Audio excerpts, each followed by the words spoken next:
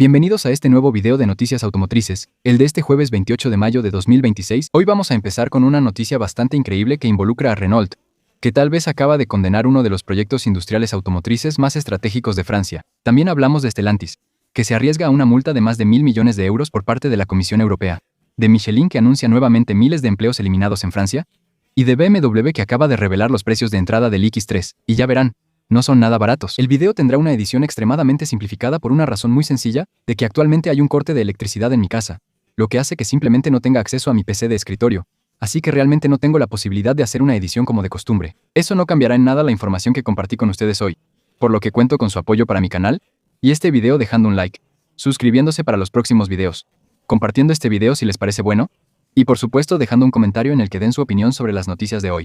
Vamos a empezar con una historia bastante increíble que involucra a Renault y a la industria automotriz francesa. Durante años, Emmanuel Macron vendió un sueño industrial, el de una Francia capaz de producir sus propias baterías para autos eléctricos, de dominar toda la cadena de valor y de volver a ser una potencia automotriz soberana. El símbolo de estas promesas era Verkor, una startup francesa creada en 2020, apoyada por el Estado, pero también y sobre todo por Renault. Verkor tenía una misión simple pero estratégica: fabricar en Francia las baterías que debían equipar a los futuros autos eléctricos franceses. Un proyecto gigantesco.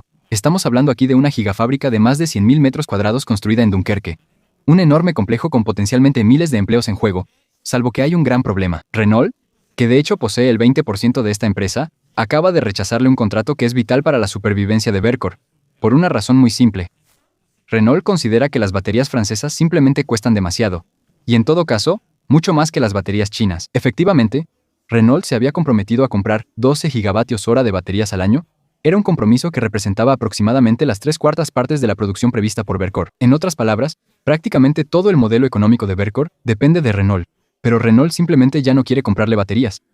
Entonces, está el problema de los préstamos, pero también está el problema del volumen. Varias fuentes internas explican que los volúmenes previstos originalmente simplemente nunca se alcanzarán. Los vehículos que deben usar las baterías de Verkor en Renault, como por ejemplo el Master, el Scenic, la Alpine A390, o incluso la futura camioneta utilitaria FlexVan, ni siquiera serían suficientes para absorber una cuarta parte de los volúmenes previstos en el contrato inicial. En realidad, las estimaciones actuales hablan más bien de 3 gigavatios hora potencialmente utilizados. Estamos muy lejos de los 12 prometidos por Renault al principio. Lo más preocupante es que este cambio ocurre cuando Verkor ya tiene un retraso enorme, como la mayoría de las otras empresas de baterías europeas. En teoría, todo funciona bien, pero cuando se intenta aumentar el ritmo, es decir, alcanzar volúmenes de producción más grandes, ahí es donde todo se viene abajo. Nadie lo logra, incluido el gigante de la Unión Europea ASC, que también tiene su sede en el norte de Francia. Ellos también enfrentan grandes dificultades para aumentar el ritmo de producción, y en su caso, hay aproximadamente 1 año y medio de retraso para cumplir con los pedidos.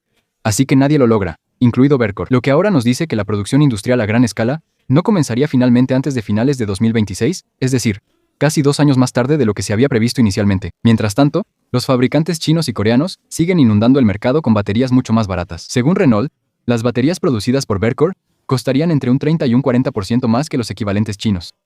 Y es ahí, digamos, donde el asunto se vuelve explosivo políticamente, porque Renault se encuentra ante una decisión extremadamente complicada. Por un lado, apoyar la industria francesa, que es estratégica para preservar la industria automotriz francesa y mantener la idea de una soberanía industrial europea, y aceptar o bien reducir sus márgenes, o vender autos más caros, y tal vez, como resultado, vender muchos menos que antes.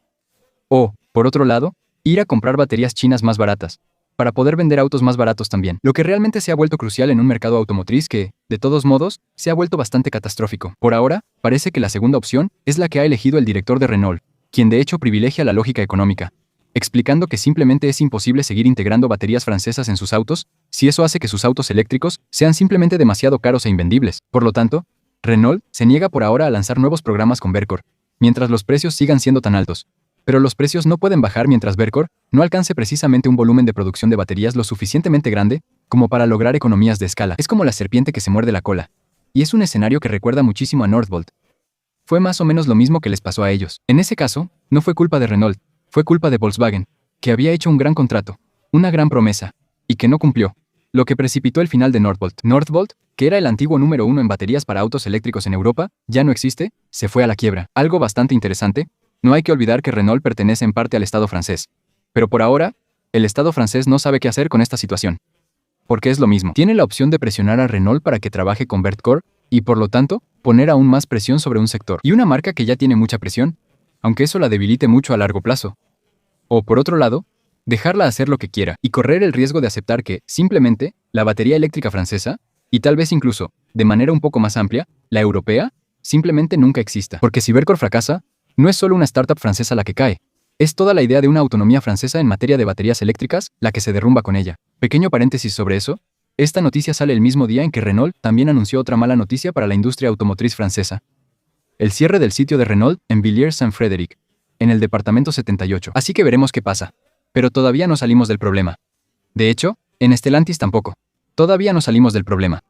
Hay un nuevo estudio realizado por Dataforce sobre todos los fabricantes de automóviles que venden sus autos en Europa, que determinó que si todos los fabricantes de automóviles tuvieran que pagar sus multas de CO2, es un sistema largo y complicado. No se los voy a explicar aquí en video. Ya he hecho videos dedicados al tema. Se llama las normas CAFE. Se supone que esto obliga a los fabricantes a vender autos eléctricos, amenazándolos con fuertes multas si no lo logran. Y eso es exactamente lo que le está pasando a Stellantis. Pero no solo a ellos. En realidad, este estudio muestra que, solo en los años 2025 y 2026, todos los fabricantes de automóviles europeos deberían pagar una multa de 12.8 mil millones de euros simplemente porque no logran vender suficientes autos eléctricos para compensar las ventas de sus autos de combustión. Entre los grupos más penalizados, obviamente está Volkswagen, que podría enfrentar una multa de 2,3 mil millones de euros, y Stellantis, que podría enfrentar una multa de 1.200 millones de euros, un mecanismo que no tiene ningún sentido, recordemos, ya que los fabricantes son penalizados por las decisiones de sus clientes, incluso si tienen buena voluntad y ofrecen 10 modelos eléctricos en su gama. Si sus clientes quieren comprar autos de combustión, pues igual tendrán que pagar la multa, aunque no sea su culpa. Y finalmente, un mecanismo que también es altamente contraproducente, ya que mientras los grupos europeos tendrían que pagar miles de millones de euros en multas, los grupos chinos, especialmente BYD y Geely, están en la situación completamente opuesta. Ellos no pagan multas. Pueden hacer lo contrario. Pueden revender sus créditos de CO2, y como venden mayoritariamente autos eléctricos, igual que Tesla, pues BYD tiene 1.600 millones de euros en créditos de dióxido de carbono para revender. Geely 1.400 millones y Tesla 2.300 millones de euros. Es un mecanismo absurdo porque obliga a los fabricantes europeos, como Stellantis, que tienen que pagar fuertes multas, a comprar los créditos de CO2 de esas famosas marcas. Entonces, por ejemplo, marcas chinas, lo que concretamente significa que el dinero de las marcas europeas termina directamente en los bolsillos de las marcas chinas, porque al final se ven penalizados en su propio territorio frente a una competencia extranjera, lo cual es completamente absurdo en un momento en que la Comisión Europea no deja de hablarnos de soberanía industrial europea. Y lamentablemente, no son las noticias de Michelin que voy a compartirles hoy las que los van a tranquilizar, ya que Michelin acaba de anunciar otra nueva ola de despidos en Francia. Después de haber cerrado las fábricas de Cholet y las fábricas de Vans, el grupo anuncia que eliminará 1.500 puestos más en Francia de aquí a 2029, es decir, casi el 9% de su plantilla francesa. Michelin explica este nuevo recorte en la plantilla por las tensiones geopolíticas actuales, el costo de la mano de obra, la fiscalidad francesa y, por supuesto, el precio de la energía que no deja de aumentar en Francia. No es lo único. También está el mercado europeo de neumáticos que retrocede alrededor de un 5%, con grandes marcas históricas como Michelin, Bridgestone o Goodyear, que van perdiendo poco a poco cuota de mercado frente a pequeñas marcas chinas que logran vender sus neumáticos a precios que simplemente no tienen competencia. Por un lado, las ventas de las marcas históricas europeas caen un 5%, y las ventas de las marcas chinas de neumáticos aumentan en el mismo periodo un 7%. Al mismo tiempo, BMW acaba de presentar la versión de entrada de su X3, así que ojo, cuando vean el precio, creo que habrá que poner muchas comillas en versión de entrada. Esta versión es 8.000 euros más barata que el X3 tradicional. El problema es que, incluso con 8.000 euros menos, sigue siendo caro.